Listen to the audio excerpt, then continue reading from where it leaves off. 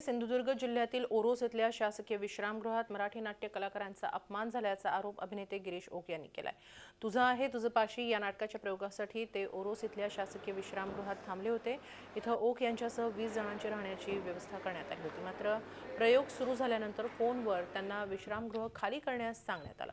प्रयोग सुरू असल्यामुळे त्यांनी प्रयोग संपल्यावर येतो असं सांगितलं। मात्र प्रयोगानंतर ओक या ठिकाणी पोहोचले तेव्हा त्यांच्यासह सर्वच नाट्य कलाकारांचं सामान हे त्यांच्या खोलीतून बाहेर काढून ठेवण्यात आलेलं होतं। ओक यांच्यासोबत नाट्य संमेलनाचे अध्यक्ष जयंत सावरकर आणि रवी पटवर्धन यांच्यासारखे ज्येष्ठ कलावंत देखील होते।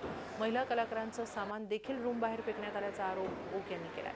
सिंधुदुर्ग जिल्हा परिषदेचे मुख्य कार्यकारी अधिकारी शेखर सिंग यांचे नातेवाईक या ठिकाणी राहायला आल्यानंच विश्रामगृहातून काढल्याचा आरोप ओक यांनी केला। दरम्यान शेखर सिंह यांची प्रतिक्रिया घेण्यासाठी आमचे प्रतिनिधी त्यांच्या ऑफिसमध्ये गेले असता त्यांनी ऑफिसमध्ये येणं टाळलं, त्यामुळे त्यांची प्रतिक्रिया मिळू शकलेली नाही।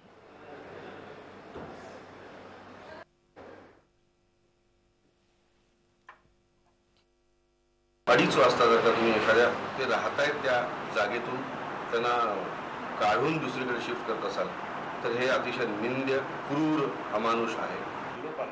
की तुला तुझे रूम खाली करायला आमच्याबरोबर महिला आहेत होत्या आणि या वर्षीचे नाट्य संमेलन जयंत सावरकर आणि रवी पटवर्धन वय वर्ष 80-81 हे बरोबर होते। तेव्हा आमच्या खोलीचं कुलूप होतं, बाहेर किल्ली मागायला तुम्ही दिली नाही त्यांना, आमचं सामान सगळं विखुरलेलं असतं, तो घालायला वेळ लागतो। पण त्यांनी बायकांचं सामान एका कॉन्फरन्स रूममध्ये त्यांच्या अंतवस्त्रांसकट कोणीतरी हलवून बाहेर ठेवलं।